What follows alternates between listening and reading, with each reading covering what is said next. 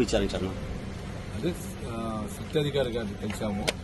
కలిసి మా రిప్రజెంటేషన్స్ ఏమేమి మా డౌట్స్ ఏమేమి జరిగిన ఇన్సిడెంట్ ముందు జరిగింది, తర్వాత ఏమేమి జరిగింది అన్ని కూడా లెటర్ రూపాన్ని మేము కంప్లైంట్ చేయడం జరిగింది. ఆయన కూడా ఎక్కడ ఏం జరిగింది కూడా అడిగాము సార్. దానిపైన కూడా చెప్పాము.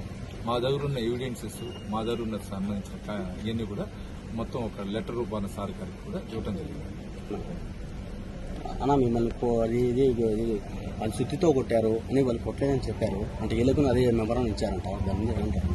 అంటే విజువల్స్ ఉంది, సుత్తితో కొడతా ఉంది, నేను దిగింది ఉంది. సుత్తితో కొట్టకపోతే ఇప్పుడు డాక్టర్స్ ఉన్నారు, ఇక్కడ ఎడ్జ్లో తగిలింది, ఇక్కడ రాసుకుంది, ఇదంతా పడింది. తగలేదంటే ముద్దాయిలు ఏం చెప్పినా తప్పే చెప్తారు. దానిపైన నేను ఎక్కువ మాట్లాడదలుచుకున్నా.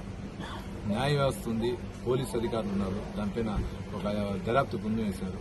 వాళ్ళే చూస్తారు, వాళ్ళే కాపాడతారని ఒక నమ్మకం నాకు. అని ఎలా సహకరించాను సీటు అంటే అన్నిటిగా నేను ఆయన సార్ గారు అడిగిన దానికి అన్నిటిని వివరించా. ప్లస్ మా దగ్గర ఉన్న సాక్ష్యాలు, జరిగింది ఏమైంది మొత్తం ఇచ్చాం.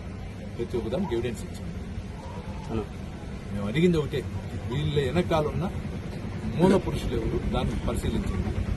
ఆ మూల పురుషులు పరిశీలిస్తే మొత్తం అన్ని బయట వస్తాయి.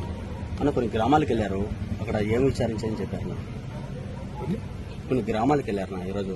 నేను అడగలేదు డిస్కషన్ గురించి, మా గురించి అడిగారు. నేను చెప్పాను దీనికి ఎవరు బ్యాక్ ఉన్నారు దానిపైన విచారించండి అని చెప్పి రిక్వెస్ట్ చేశాను.